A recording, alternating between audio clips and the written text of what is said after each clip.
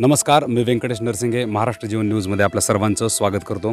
तर आता महाराष्ट्र जीवनची टीम या गावामध्ये आलेली आहे। आम्ही मध्ये जाऊन त्यांच्या घरामध्ये जाऊन त्यांच्या पीडितांचे जे नातेवाईक आहेत त्यांचे आईवडील त्यांचे डिटेल पत्र म्हणजे त्यांचे प्रतिक्रिया आपण घेणार आहोत। आणि आपल्यासोबत आहेत या घटनेतील पीडितेचे वडील।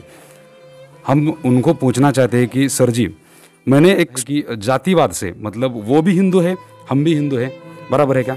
तो आपको ऐसा मतलब नहीं लगता क्या कि कहीं तो हम हिंदू नहीं है या हमें हिंदू का दर्जा नहीं मिल रहा है? इसके बारे में क्या कहेंगे? हाँ, सही बात है। हाँ, हमें हिंदू का दर्जा कहाँ मिल रहा है, क्योंकि हमारी बेटी को न तो दिखाया, न हिंदू रीति रिवाज से हमारी बेटी को अंतिम संस्कार करने दिया, तो हम हिंदू धर्म में कहाँ शामिल रह सकते हैं? क्योंकि हम नीचे वर्ग के लोग हैं, इसीलिए हमें उस गिनती में नहीं लाया जाता है कि वो हम हिंदू हैं।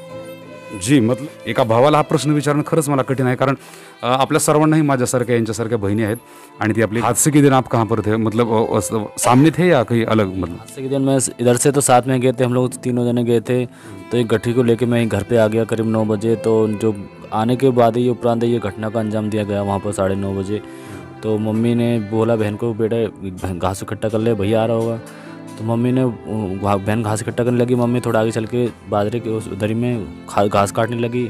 उन्हें इसी के ओट में आके इन लोगों ने, जो भी अपराधी हैं, उसके साथ खींचातानी करके अंदर लेके गए उसको दुपट्टे को खींचते हुए। तो उसके साथ वो बेहोश हो गई। उसके साथ जो भी कुछ हुआ है वो अब पता है, गैंगरेप हुआ उसके साथ। पूरा मतलब उसका शरीर बेकार हो चुका था, हड्डी वड्डी सब कुछ टूट के, जबान भी उसकी कटी हुई है दर्द से।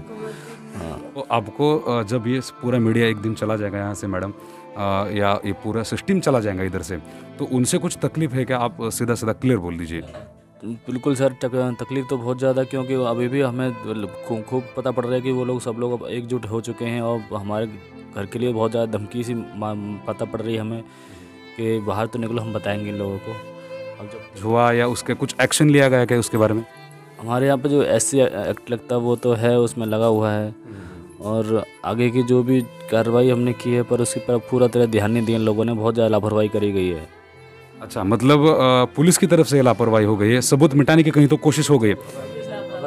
अगर ये पूरा तरह का पुलिस प्रशासन अगर जो हमारे साथ होता, तो मेरी बहन की बॉडी को ऐसे नहीं जलाता जैसे किसी को लावारिस लाश समझ के, कूड़ा कचरा समझ के।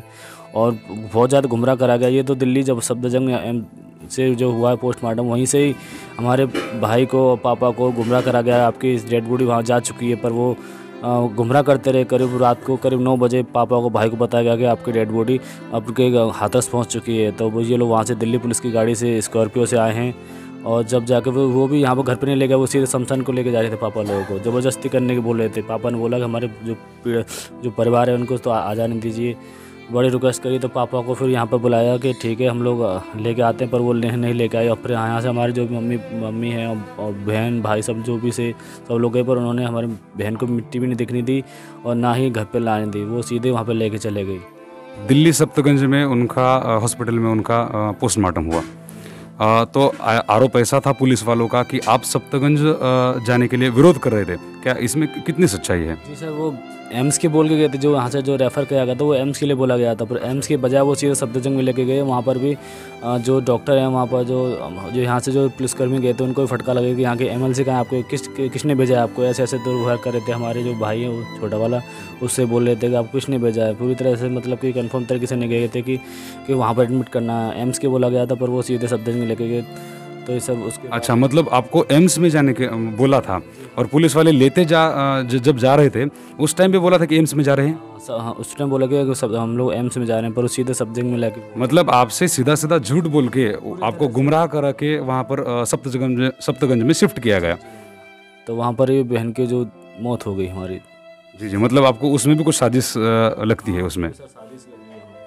क्योंकि राजा एम्स के बोल के वहाँ पर सफ्दरजंग लेके जा रहे हो, तो इसमें सर पूरा डाउट लग रहा है। फिर हमारी जो बहन की जो डेड बॉडी थी वो भी पूरी तरह गुमराह करा जा रहा है ना। हमारे बहन जो वहाँ से डेड बॉडी देते हैं तो उसके सिग्नेचर भी होते हैं। डेड बॉडी हमारे जो अंडर में लेते हैं तो वहाँ से कोई सिग्नेचर कुछ नहीं थे।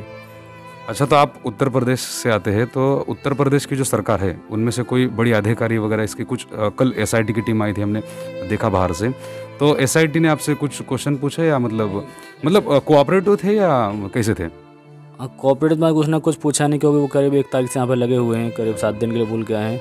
तो जो हमारे जो भी डिटेल जो हमारे जो हमारे साथ घटना हुई उनके पूरा तरह से ब्यौरा लेके जा रहे हैं वो लोग, और हमसे अपने वो क्वेश्चन नहीं करते, जो बोलते हैं जो हुआ है आपके साथ वो बताइए, वो लिखिए, वो बताइए हमें, उसका हम जांच करेंगे, वैसे उसने हम कोई क्वेश्चन नहीं करते हमसे वो।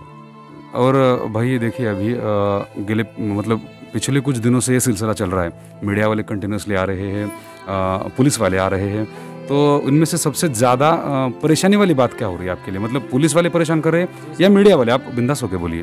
पहली बात तो सर ये जो हमारे जो डीएम साहब हैं और एसडीएम एडीएम वगैरह, ये लोग जो जिस दिन में बहन की जो डेथ हुई है ये लोग सभी शामिल थे उस टाइम पे और उस जगह पे भी थे, क्योंकि इन्हों के चलते ये सब कुछ हुआ है। कि अगर ये ना होते तो पुलिस वाले क्या ज़बरदस्ती तोड़ डाल देते थे, क्योंकि उनकी सलाह से सब कुछ हुआ है। ये पूरा सबूत मिटाने के लिए किया गया है।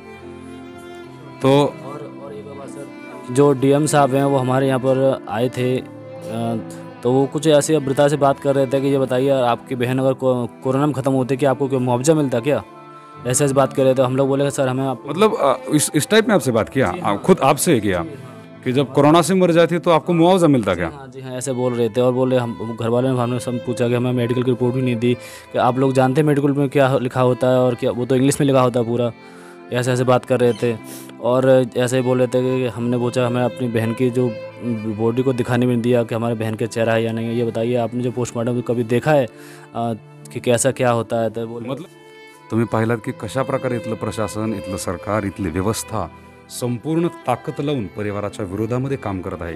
हीच ताकद जर तुम्ही या सरकारने त्या आरोपींच्या विरोधात लावली असती तर कदाचित आज यांना लवकरात लवकर न्याय भेटला असता। इथं पूर्ण तुम्ही पाहिलेली आहे, महाराष्ट्र जीवनच्या टीमने तुम्हाला इथलं ग्राउंड रिपोर्ट नेमका काय तो मराठीमध्ये दाखवण्याचा आमच्या माध्यमातून प्रयत्न केलेला आहे। कॅमेरामॅन आदिल खान सोबत मी व्यंकटेश नरसिंगे, महाराष्ट्र जीवन न्यूजसाठी भुलवाडी, उत्तर प्रदेश।